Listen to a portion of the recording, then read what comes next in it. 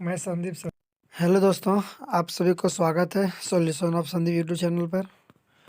मैं आपके लिए इम्पोर्टेंट प्रश्न लेकर आया हूँ जो गवर्नमेंट के कोई भी एग्जाम में पूछे जाने वाले प्रश्न है। अब बार बार रिपीट किया गया प्रश्न है कि दिल्ली के किस सुल्तान ने रक्त और लौह की नीति अपनाई थी। इसका आंसर है Balban, option number B. Balban जो थे वो गुलाम वंश के संस्थापक भी थे। उन्हीं का नाम क्या है? बलबन। और कहाँ के सुल्तान थे वो? दिल्ली के। और उसको किस नीति से अपनाई गई थी? रक्त और लौह नीति से। नेक्स्ट क्वेश्चन है दूसरा नंबर। उपराष्ट्रपति निर्वाचन के लिए न्यूनतम आयु योग्यता है। उपराष्ट्रपति निर्वाचन के लिए न्यूनतम आयु योग्यता है 30 वर्ष, 35 वर्ष, 25 वर्ष, 32 वर्ष। इसका आंसर ऑप्शन नंबर बी, 35 वर्ष।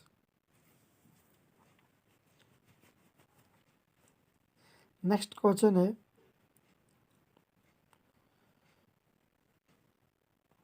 हाँ इसमें एक प्रश्न और है कि इसका जो अंतिम विदागरी होती है 66 वर्ष में ही उपराष्ट्रपति का कार्यकाल समाप्त हो जाता है। नेक्स्ट क्वेश्चन है कि राष्ट्रीय विज्ञान दिवस कब मनाया जाता है? वो है 28 फरवरी को। कब मनाया जाता है? 28 फरवरी को। नेक्स्ट क्वेश्चन है चौथा नंबर। ऑस्ट्रेलिया में स्थित घास मैदान को क्या कहा जाता है? ऑस्ट्रेलिया में स्थित घास मैदान को क्या कहा जाता है? ड्राउन्स, प्रेयरी, स्टेपीज, लानोस। ऑस्ट्रेलिया के घास मैदान को क्या वो कहा जाता है? इसका आंसर है डाउन्स, ऑप्शन नंबर ये इज राइट आंसर। हेलो दोस्तों,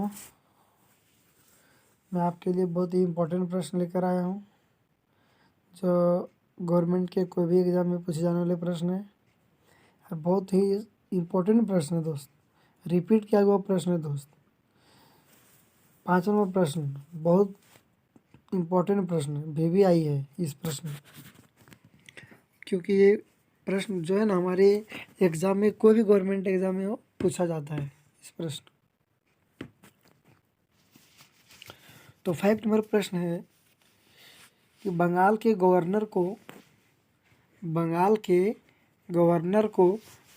का गवर्नर जनरल पद नाम दिया गया है। मतलब बंगाल का जो गवर्नर थे उनका बंगाल का गवर्नर जनरल का पद नाम किसने दिया, किस लिए दिया था, ये चीज़ जानना है इसमें। पहला इसका प्रश्न है कि 1773 के रेगुलेटरी एक्ट उन्हीं के बीच हुआ था। 1773 जो रेगुलेटरी एक्ट था उन्हीं के नाम से उन्हीं एक्ट्स के द्वारा बंगाल का गवर्नर को बंगाल का गवर्नर जनरल पद नाम दिया गया है। नेक्स्ट क्वेश्चन है 6ठा नंबर।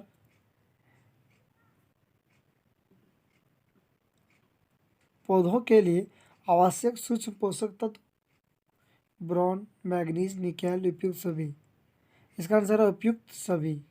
ये सभी जो है पौधों के लिए आवश्यक सूक्ष्म पोषक तत्व है। मैग्नीज भी उसके लिए उपयोगी है, बोरॉन भी और निकेल भी। इसलिए इसका आंसर क्या है? उपयुक्त सभी।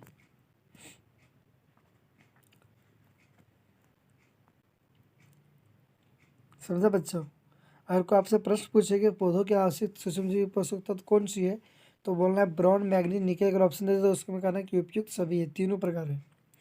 7 नंबर क्वेश्चन है 7वां नंबर कि निम्न में से कौन भारत का मार्टिन लूथर कहलाता है?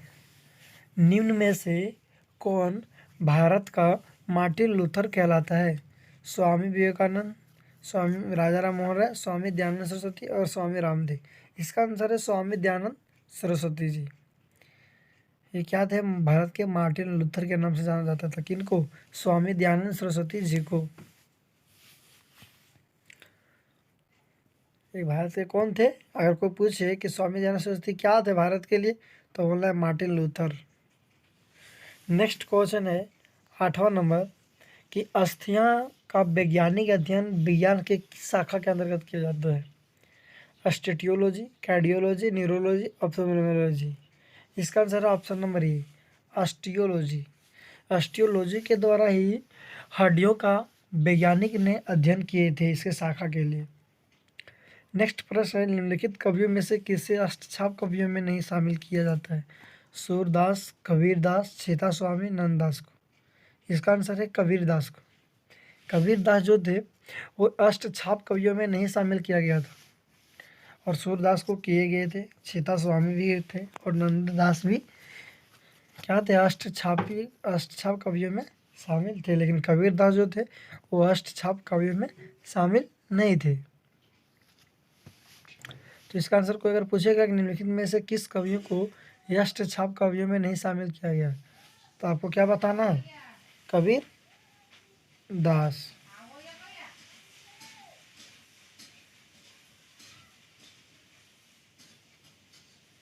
नेक्स्ट प्रश्न है 10वां नंबर,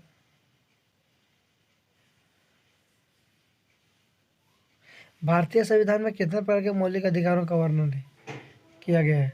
कि भारतीय संविधान में कितने प्रकार के मौलिक अधिकारों का वर्णन किया गया है? 5, 6, option 6 is right answer. Next question है, देखो बच्चों, ये जो भारत का मौलिक अधिकारों है ना, ये 6 मौलिक अधिकार जो है बहुत इम्पोर्टेंट है, बहुत इम्पोर्टेंट, 100% इम्पोर्टेंट प्रश्न है ये, जो बहुत परीक्षा में रिपीट किया गया है। इनको याद रखिए, इनके मौलिक अधिकारों का वर्णन जो है उनको याद रखिए। इनका नेक्स्ट क्वेश्चन है 11वां नंबर, कि गायत्री मंत्र की रचना किसने की थी? 11वां प्रश्न क्या है कि गायत्री मंत्र की रचना किसने की थी? ये मोस्ट इम्पोर्टेंट प्रश्न है दोस्त। क्या है ये? मोस्ट इम्पोर्टेंट प्रश्न, बहुत ही लाभदायक प्रश्न है, और बार बार रिपीट किया गया प्रश्न है परीक्षाओं में, गवर्नमेंट एग्जाम में। इनका है विश्वामित्र। गायत्री मंत्र की रचना किसने की थी? तो बोलना किसको? विश्वामित्र। गायत्री मंत्र क्या होता है जानते हो बच्चों? ओम भूर्भुवः स्वः तत्सवितुर्वरेण्यं भार्गो देवस्य धीमहि धियो यो न प्रचोदयात्। यही है गायत्री मंत्र।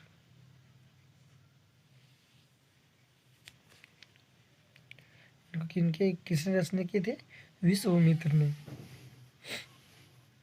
नेक्स्ट प्रश्न है दोस्त, कि बाबरनामा की रचना किसने की थी? बाबर ने, अकबर, हुमायूं, जहांगीर। इनका है बाबरनामा की रचना किसने की थी? इसका आंसर है बाबर ने, ऑप्शन नंबर ये। समझे बच्चों? नेक्स्ट क्वेश्चन है बच्चों, कि भारत के दक्षिणतम बिंदु इंदिरा पॉइंट कहाँ स्थित है? ग्रेट निकोबार में, ऑप्शन नंबर बी। और जो वेदांत कितने हैं? 8।